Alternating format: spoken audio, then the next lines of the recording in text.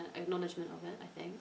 And in this organisation there were this kind of people from both sides, but quite fancy, and they were all patting themselves on the shoulders, on the back for like helping, and we were being paid 300,000 Lebanese lira a week, which is like £10 a week, £20 a week.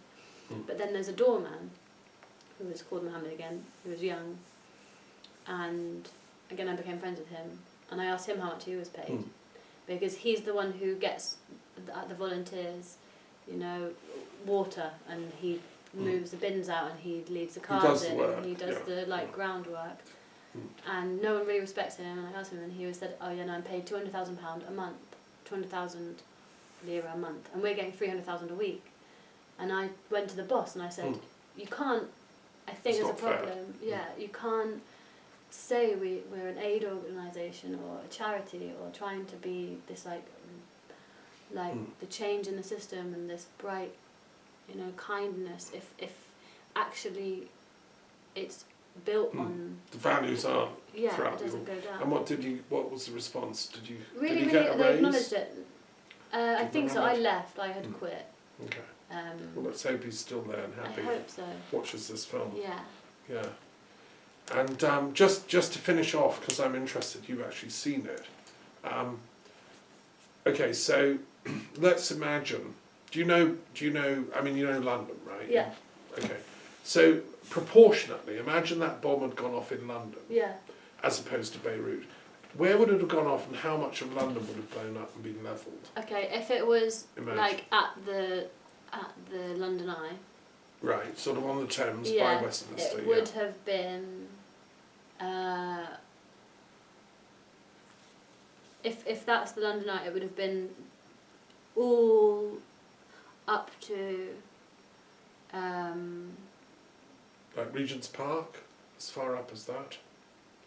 Yeah, like all of Trafalgar Square and everything, Downing Street, Westminster, all that's gone. All of that's gone. And yeah, the Big Ben would have been destroyed. And as far as Islington, I mean,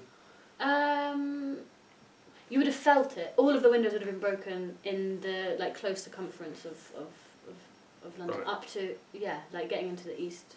That would have all been.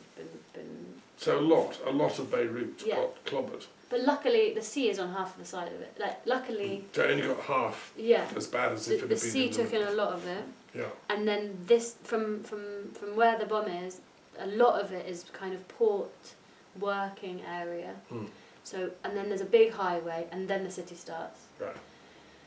That bit here is called Ashrafi in Jamaica, which was the most hard hit, and it's where all the young people are, it's where all of the media is, it's where all of the bars are, it's where all of the revolutionaries went to go and have a drink in the evening. Right. And so it's the nice chill out zone of Beirut. It's the place that was completely destroyed, but they rebuilt it. Have they? Yeah. It's back up and running. Yeah. So, they were rebuilding it. Yeah. Okay, and just a final, I know these are supplementaries on Lebanon. Yeah. Because I did huge amounts of research on the media, and I read millions of reports. What happened? Well, who caused it? And my institute, we have a coordinator in Lebanon who sent me loads of stuff, Sheila Abdali, and she was doing research. What I discovered was the timing was weird, because I don't know if it's true or not, but some people, like the guy that runs Veterans in America, Veterans Peace or something, they found that it was to do with whether Lebanon had the right to get gas off the Mediterranean. Okay, yeah. And they were going to bring it in through the Beirut port. And Israel have been trying to say, no, you don't have that right. Yeah. Which is, of course, wrong. They do. It's their waters, their territorial waters. But apparently, I think, Israel was denying them that right and had threatened them. Something dreadful's going to happen. Yeah. Now, and then so there is a possibility that it was an attack by Israel, covertly, that's a possibility. I know the official narrative is it was just some welders accidentally, sparks blew, and but that's possible. And I know that Macron went soon after and got a commission of inquiry set up. Yeah, but then it failed. Well, I want to know what's happened to that commission of inquiry and what has it found. Well, I know. Do we know what caused it? Macron he gave Lebanon, the government, a period of time to reform the government, and he said it couldn't be done. So then he left. That's probably the wrong attitude. I mean, the thing is, what happened to the commission of inquiry that was going to find out I don't know. the cause? I think it's still going on. It took 10 years for them to do a commission into the death of Hariri. Right, so it's going to drag on and on. Oh, So we still don't know officially what caused it. And what I think, it could have been so many things. There's like so many theories like Hezbollah and their own government, and what I think is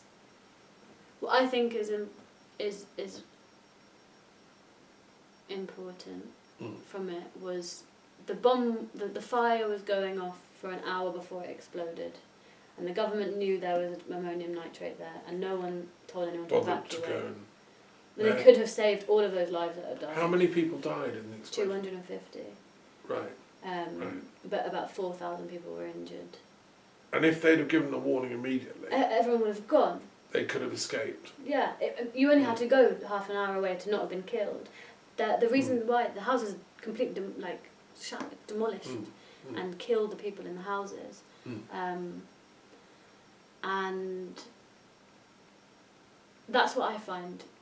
Well, that's whatever happened, unacceptable. Whatever happened, I don't particularly. I don't know, but I don't really think that it was. It could have just been negligence, which is also really shocking. That's another theory.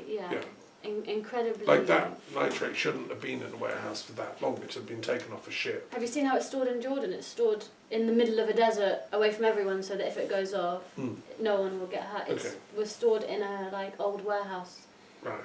I don't believe this welder thing. I think it was more. I don't know what it was, but it was more. The welder happened to be someone Syrian and welding on the door. I mean, the only thing I would add is that the other thing that's weird is that Netanyahu, when he spoke at the UN General Assembly the year before, had held up a map of Lebanon, saying, "We know where your warehouses are. We know where your weapons are stored." He was threatening to blow them all up. I mean, and he was also saying the same against Iran. Okay. And it is possible we have a psychopathic Prime Minister in Israel. I mean, his speeches to the UN are on the level of psychopathic, actually. And he comes from a background in the extreme right of Israeli politics, and his father likewise, who were blowing up the British. They're used to blowing things up. If there's a problem, you just blow it up. That's how they think.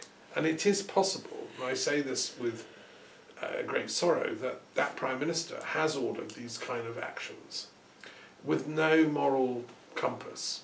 He feels, because in his mind he's justified because they're terrorists trying to get Israel, and he feels it's his divine duty, I think. Like you were describing the Israeli settlers going around with their guns. Netanyahu's the head of that lot, and he feels he has the duty. And if it, there might be some collateral damage. Yeah, we saw it in South Lebanon. They killed. There's no moral. This goes back to what Kierkegaard was saying. I think people like Netanyahu are stuck at the ethics level. He's doing right and wrong, and the settlers, they're all reading the text which says they're right to take back their land. The Holocaust was done to them, it's terrible, therefore they're entitled to this little bit of land. And if it means killing a few people in covert ways and silencing the world's media, well, that's okay, that's right. But they're stuck at the ethics level. What they haven't done is what Kierkegaard would say is make the leap to the religious, where thou shalt not kill. Moses on the mountain was at the religious level. And up the mountain he brought back from God, from that religious level, the higher level, which is what authentic Judaism's about. I don't think Netanyahu represents that. No. And if anyone did that as a covert action and blew up, they're not religious. No. Those people are fake. Yeah. They're not even true Israelis, or they've never read their Bible. You're not supposed to do that. And I think there should be an inquiry in Israel itself. I mean, I have Israeli friends at high level, and because I chair the Truth and Reconciliation Commission for all the Middle East, I'd like to say not only just inquire in Lebanon, this should affect Israeli public opinion, you know, and they should be saying to themselves, have we got a psychopathic prime minister who would order that? And that's why, if you probably know, that Israelis have been camped outside Netanyahu's house, demonstrating every night for the last year before lockdown, because he's been accused of corruption and crime, and he is a criminal. Yeah. But he's holding on to his little toehold of power, and you know, because he feels entitled, because he's stuck at that ethical level, you know. So anyway, that's just my little addition there. Right, I think it's your turn to ask me now. Sorry. It's an interesting question that I ask myself. Do you think creativity and art, do you think it's you or it's the divine? Well, that's you know, the essence of aesthetics that I've been studying today, which I love. I mean, I love the philosophy of creativity and art and aesthetics. They've been asking this ever since Plato and before, and Aristotle wrote about beauty and art. I think it can be both. Okay. And also, one shouldn't forget the sort of, from the Marxist perspective, the social interaction. We're inspired by other artists. It's a human creative activity as well. I mean, I became a poet because I read lots of great poets in my parents' library as a young boy, like Rilke and all the rest of them, and just fell in love with them all. And I thought, well, I can pluck those things out of the ether too. I discovered, I didn't know. Yeah. But I was reading, obviously, at school. So I think what the poet does, or the painter, or the artist, or the musician, is tune in to some level of divine intelligence, or beauty, let's call it. Some level of beauty.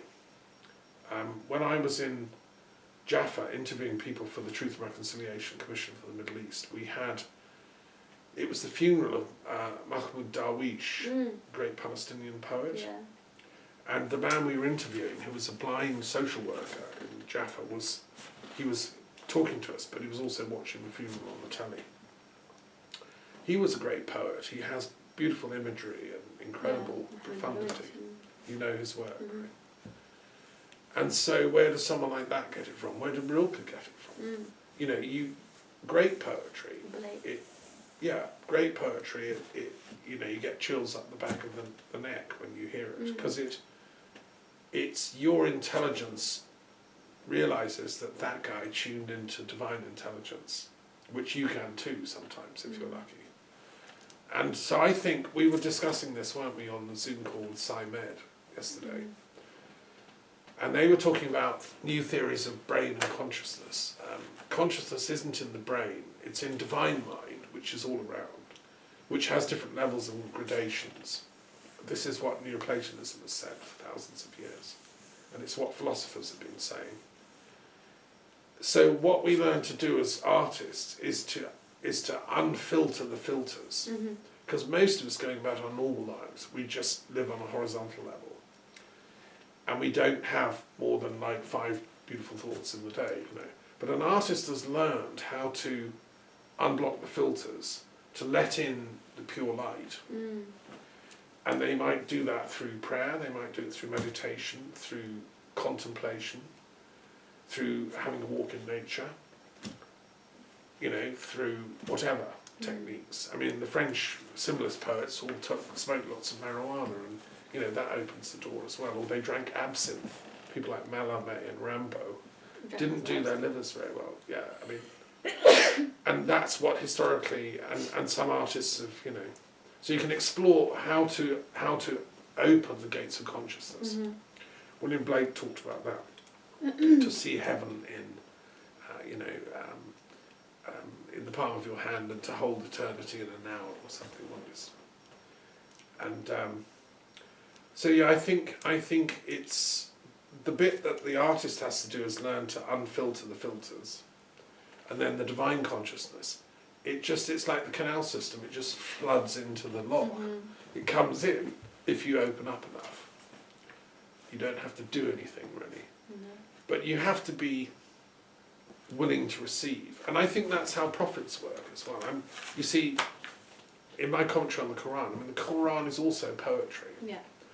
Beautiful poetry. I mean, it flooded into Muhammad's soul. I think he'd learned how to take the filters off to a high level. Yeah. He was getting very profound revelation, downloads. Mm. And but so was the author of the Mahabharata or Shakespeare in some of his best work. You know, great artists. And that doesn't mean that.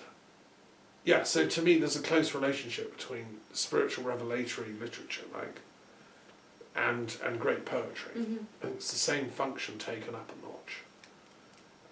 Anyway, there we are. Does that answer your question? Yeah. Okay. Right, and my question to you. Okay, so I'd be interested in your views on Brexit, because here I've been campaigning against it. You didn't know I existed before a few months ago. Yeah. And what do you think of Brexit? Were you living there at the time when the referendum happened? No. What does your circle of people, like, why aren't you all out on the... I mean, did you go on any of the demonstrations and marches? I wasn't in the UK. You weren't in the UK? I think I was in Morocco. It was the same time as Trump, wasn't it? Pretty much, yeah. I was living in Jordan and Morocco. And there it didn't really feature much. I mean, we talked about it, and I voted. I got my parents to vote for me. Right. And we all voted, and you we voted just didn't against think Brexit. it would. Yeah. Yeah. No one thought that it would. Happen. No one thought that it would happen. And just like Trump, no one really thought that would happen. I think that's the problem, is it slipped under the radar. We were kind of comfortable in our thinking that morality and goodness always wins, and it just doesn't. And Yeah. we haven't seen that ever happening really. In our lifetimes. So I don't know why we were lulled into a sense of naivety. I would have big arguments with some people about it, because on my course was quite strange. It was people that were studying the Middle East, but weren't this is the Manchester degree. Yeah. That weren't that versed in politics, or we would fight about whether having a military is important, and some people were really adamantly for military and for British military and for Brexit, and were they the same types? different. Often. No, one of them was half Moroccan, and she was saying that she doesn't feel at home in this country anymore. And I said, but you're... What, in Britain? Yeah. But so she wanted Brexit? She wanted Brexit, but she was Moroccan, so she wouldn't... She's from Africa. So I found it really difficult, and I think that was the problem, was people didn't know what they were voting for. They were just angry, and I understand why everyone's angry. Sort of protest vote. Just like Trump. People were really angry because the entire system is failing everyone, and people don't know where to look anymore for the truth. And I think that it's completely valid, the votes for both Trump and Brexit. It's just what they want is kind of socialism or something. They want something different than this. They want their own people to be... They want love. We all want love. They want a system that's loving. That works for them. And they thought that Brexit, they might be able to construct it. Some utopian thing, smash everything and we'll begin again. Well, and like localise again, and they think that we're...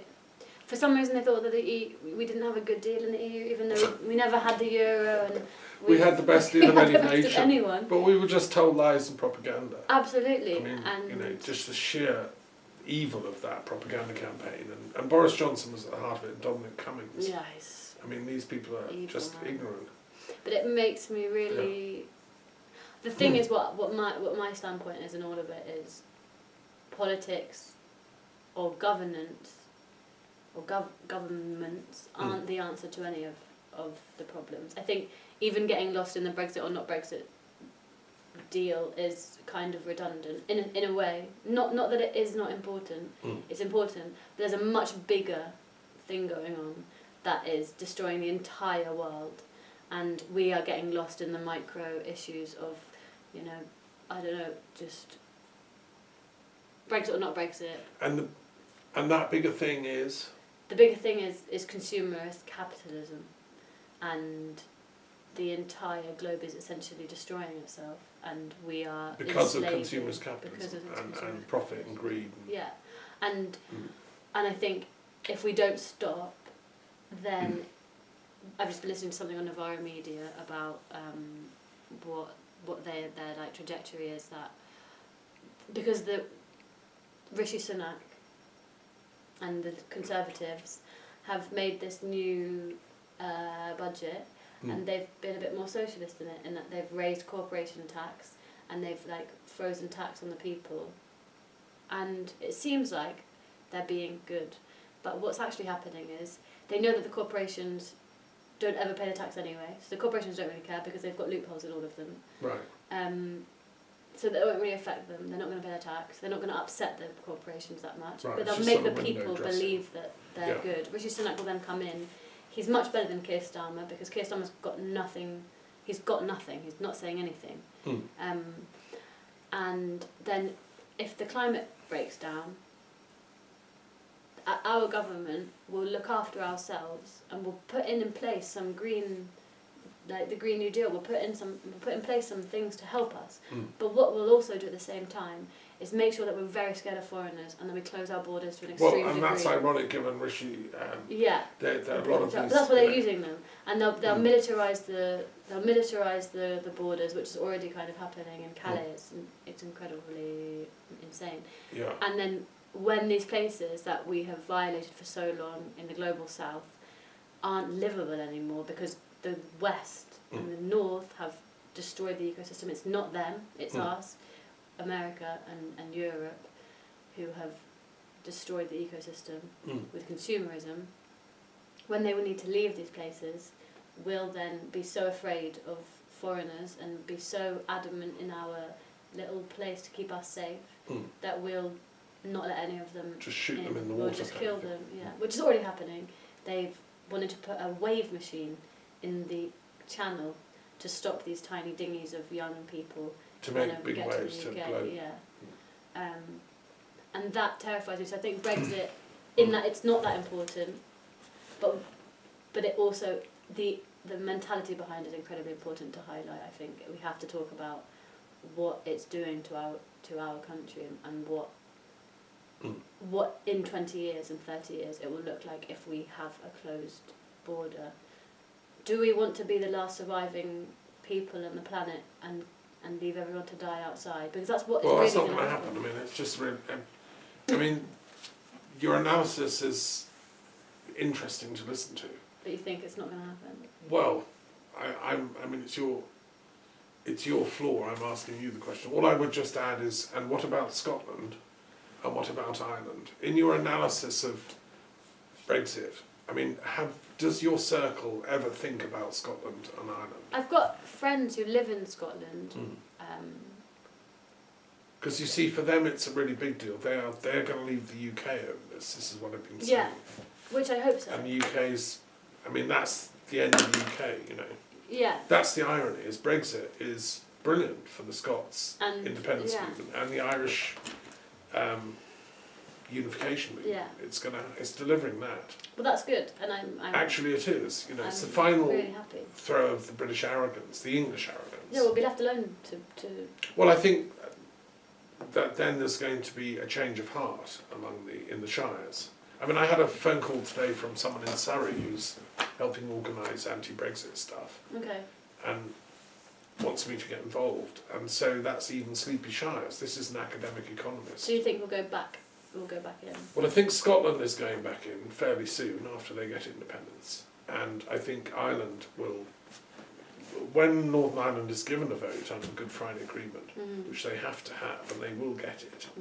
This mad rioting and stuff is just, I mean, I predicted it 3 years ago. I've been saying this for 3 years, this is what's going to happen.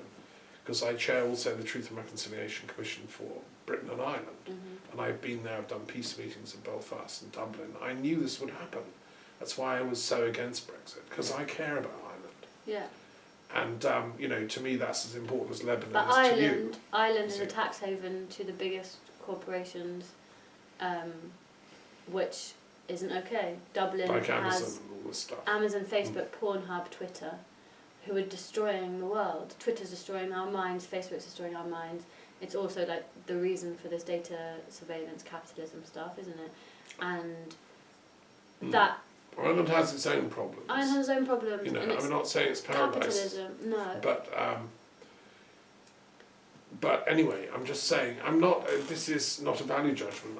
I'm just saying objectively. Yeah. I believe, in a Hobbesian world, you know, Yeah. I'm a political scientist, that Ireland will be reunited over this, and that Scotland will leave the UK. But do you think they'll allow all the refugees?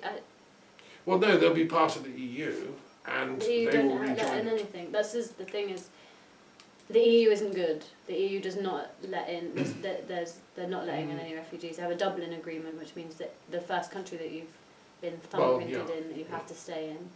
But millions did come in from Syria and elsewhere. From Syria, yeah, because there was a war there. Yeah. And But you were saying they were now going back to Syria. Is that right? they're putting You've read people. They said I read it really briefly. They're putting people into back into Syria now. Right. From the camps. But lots of Syrians did get settled, and there's a resettlement program. That's the only legal route, really, is if you're Syrian. And now it's not really even there, but if you're Syrian, you can get placed in the UK. There are some really good things. I worked with a family in the UK, Syrian, who was placed in England and given a flat and given some money and went to school. When was this? This Recently? was last year, yeah. Okay, that's going to be my next question. But anyway, is it your turn to ask me, I think? Yeah, I'm going to ask you about the camps next time. okay. The Calais camp.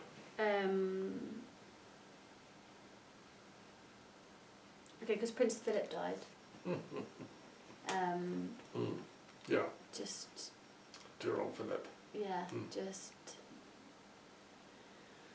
just your opinion on the role of monarchy or Prince Philip or the news about it, or just give me. And all the your- kerfuffle about the BBC and all that, Yeah. yeah.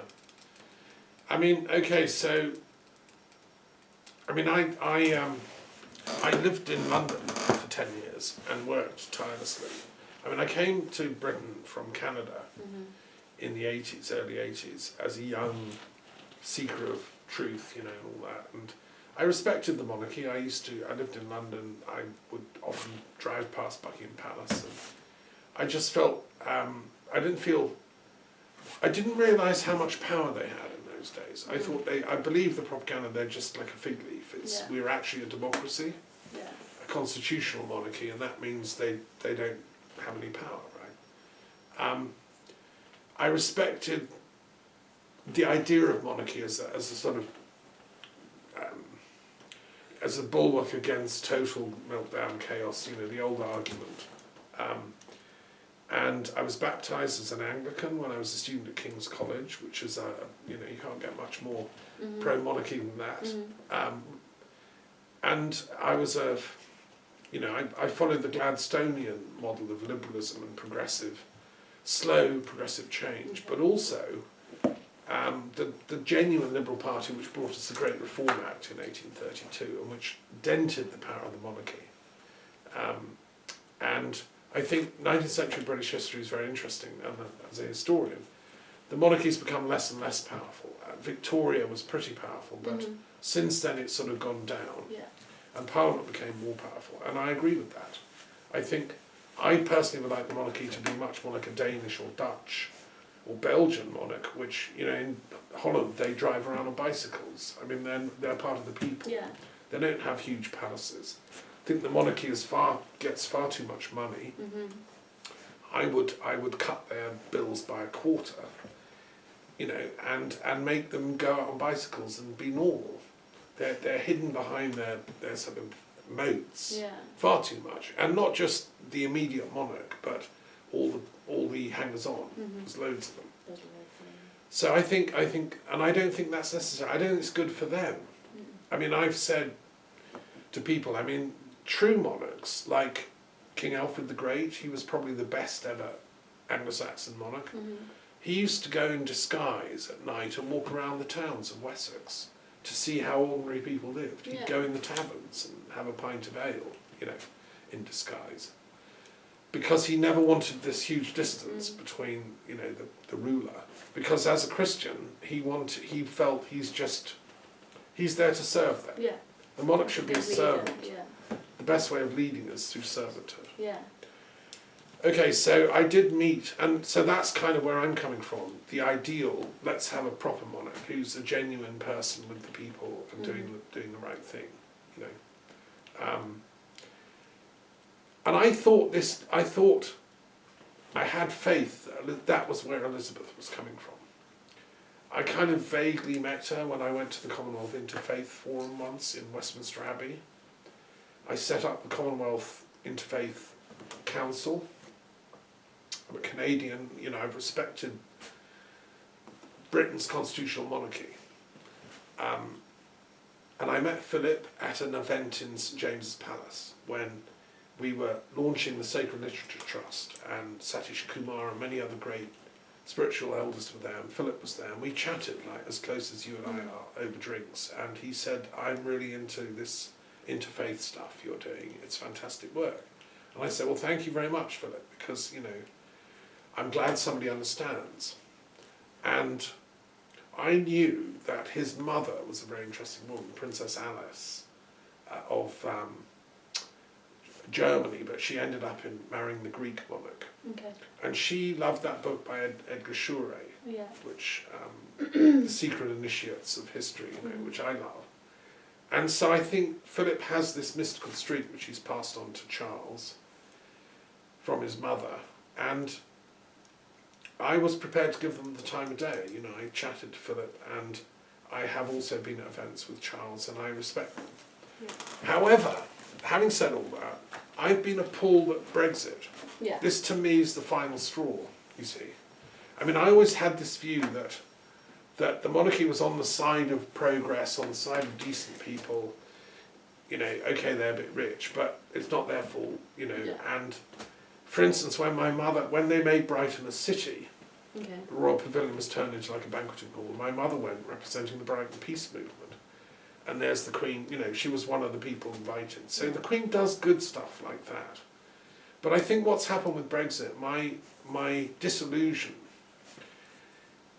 what I always thought, what was so good about the monarchy is it's a last resort to stop really evil people seizing power in Britain.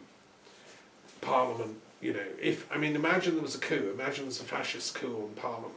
Yeah. And they all jackbooted, you know. Well, the Queen would stop it. That's what I always said Okay. in myself. I said, no, well, that's when the Queen would stop it, you know, and boot out the evil people. What we've seen over Brexit is a soft fascist coup. Yeah. Extreme wealthy people in pretending to be Tories, not even genuine Conservatives. They're fake Tories. It's just money people. Money people. Yeah. Have seized power in a coup. And Boris Johnson is their leader. Yeah. With Rishi and Well, Priti there's Patel, mafias. and you know, it's a sort of mafia of the wealthy. Mr. Murdoch is part of it, Mr. Yeah. Rupert Murdoch, and the higher echelons of the BBC. You know, they all go to the same clubs, and the trouble is, because it's been a legal coup, what they've done through manipulating social media and stuff, they've bought democracy. Mm-hmm. Now this is as corrupt as in the old days before the Great Reform Act, when you could literally go to Devon, Honiton, stand as MP, give out loads of money, and they'd all vote for you. Yeah. That's how they did it. Well, that's what they're doing now. Yeah. Facebook has become an instrument of democratic corruption. It needs totally reforming. And what I've watched is, you see, this monarchy, I don't know if it's just the people, like the Queen might have got slightly absent-minded, you know, or Charles daren't say, ma'am, you're about to break up my kingdom. Could you please stop Brexit? You know, they haven't done anything. They've colluded in it. And what we saw was Elizabeth welcoming Trump, who's a Yeah. pretty evil man. I couldn't stand those photos of Trump coming and